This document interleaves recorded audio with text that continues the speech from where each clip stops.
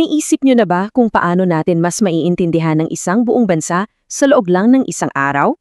Well, yan mismo ang susubukan nating gawin ngayon. Gamit lang ang mga headline ng Enero 7, 2026, susubukan nating buuin ang kwento ng Pilipinas. Tara, simulan na natin. So ito yung pinakatanong natin, di ba? Kasi sa likod ng bawat balita, bawat numero na makikita natin mamaya, may mas malalim na kwento.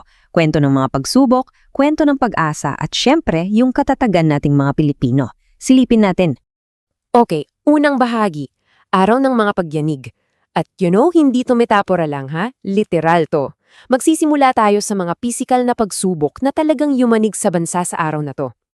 Imagine this, bagong gising pa lang ang Pilipinas, bumungad na agad ang nag-aalborotong Vulkang Mayon. Itinaas na agad ng PHIVOLCS sa Alert Level 3. At pag sinabing Alert Level 3, ibig sabihin niyan, anytime, pwedeng magkaroon ng mapanganib na pagsabog.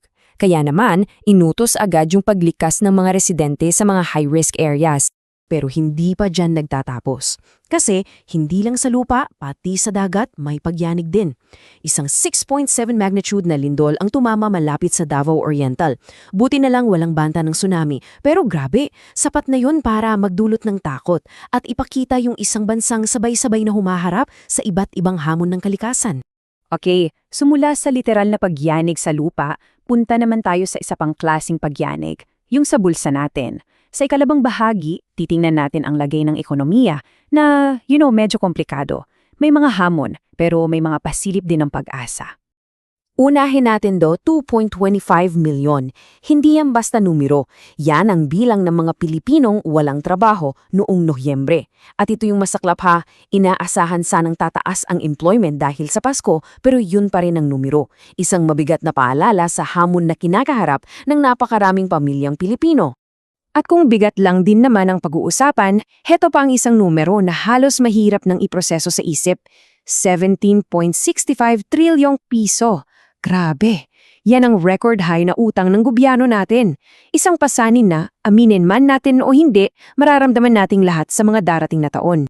At parang di pa sapat yan, di ba? Ito pa, 59.35 pesos. Yan ang palitan ng piso sa dolyar. Isang panibagong record low. Sa madaling salita, mas humina ang piso natin. Ibig sabihin, mas mahal ang mga bilihin nating imported at mas mabigat ang pagbabayad natin sa utang panlabas. Pero, sa gitna ng lahat ng mabibigat na balitang yan, heto yung parang twist sa kwento. Isang balita ng pag-asa. Ang paborito nating lahat, ang Jollibee, naghahanda na para pumasok sa US stock market. Isang patunay na kahit anong hamon, yung pangarap at ambisyon nating mga Pilipino, pang-global talaga. So, ano ngayon ang itsura ng ekonomiya natin sa araw na to? Medyo magulo, no? Parang may dalawang mukha. Sa isang banda, binabagyo tayo ng utang, mahinang piso at kawalan ng trabaho. Pero sa kabilang banda, may liwanag. May global expansion at may tiwala pa rin ang mga investor.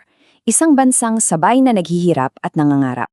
Siyempre, kapag pinag-usapan natin ang pera ng bayan, hindi pwedeng hindi natin pag-usapan ang politika. Magkakabit yan eh.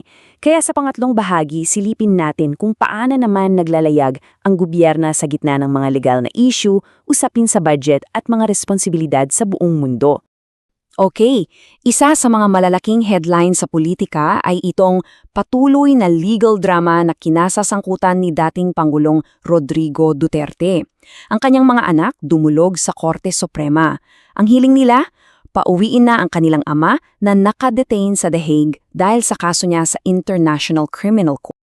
Samantala, doon naman sa Malacanang, mainit ang usapan tungkol sa bagong pambansang budget. Kasi may mga pangamba na may mga alokasyon daw na hindi masyadong nasuri. At syempre, laging nandyan yung multo ng pork barrel funds, yung mga pondo na pwedeng gamitin ng mga politiko nang walang malinaw na accountability. Pero hindi lang puro lokal ang usapan. Sa international stage, may malaking role din ng Pilipinas. Sa mismong araw na to, opisyal nang sinimula ng bansa ang pagiging tagapangulo nito sa ASEAN at nagsimula yan sa isang napakahalagang pulong sa Myanmar.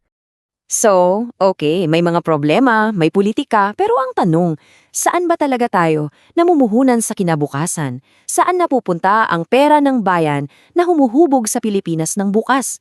Tingnan natin. Eto, pakinggan nyo to, 1.35 trilyong piso. Grabe. At yan, para lahat sa edukasyon. Record-breaking budget yan. Ibig sabihin, pondo para sa mga reforma, para sa mas maraming classroom, at para sa ating mga guro. Isang malinaw na pusta sa kinabukasan ng kabataang Pilipino. At hindi lang basta traditional na edukasyon ha, sumasabay tayo sa future.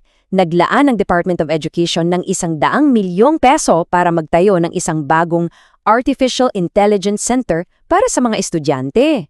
Wow! At bukod sa utak, syempre, kailangan din ng laman ng tiyan, di ba? Kaya ito, 33 billion peso para sa mga farm-to-market roads. Bakit to mahalaga? Well, para mas mabilis at mas mura nang makarating yung mga ani ng ating mga magsasaka sa mga palengke at sa ating mga hapagkainan. At sa huli, syempre, ang pinaka-importante sa lahat, ang mga tao. Ibabalik natin ang focus sa mga kwento ng kultura, ng personal na tagumpay, at ng karangalan na siyang tunay na nagbibigay buhay at kulay sa ating bansa, araw-araw.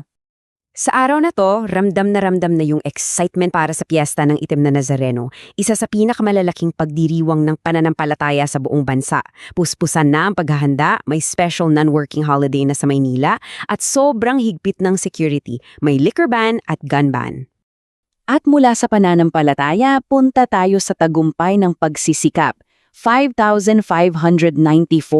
Tandaan niyo yung numerong yan ha?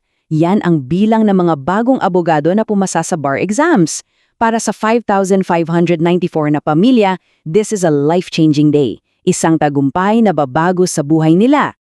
At para tapusin ang araw on a high note, eto, panalo, tagumpay para sa Pilipinas sa mundong sports. Ang ating tennis star na si Alex Ila, wagi laban sa isang Olympic silver medalist pa man din sa Auckland. Galing at puso ng atletang Pilipino, yan ang tatak natin. So, ayun. Yan ang kwento ng isang araw sa Pilipinas, Enero 7, 2026. Isang bansang sabay na niyayaning ng bulkan at lindol, pero sabay ding nagdiriwang ng tagumpay sa sports at sa bar exams. Binabagabag ng trilyong utang, pero puno pa rin ng pangarap para sa kinabukasan. Ano sa tingin nyo? Anong kwento naman kaya ang dala ng bukas?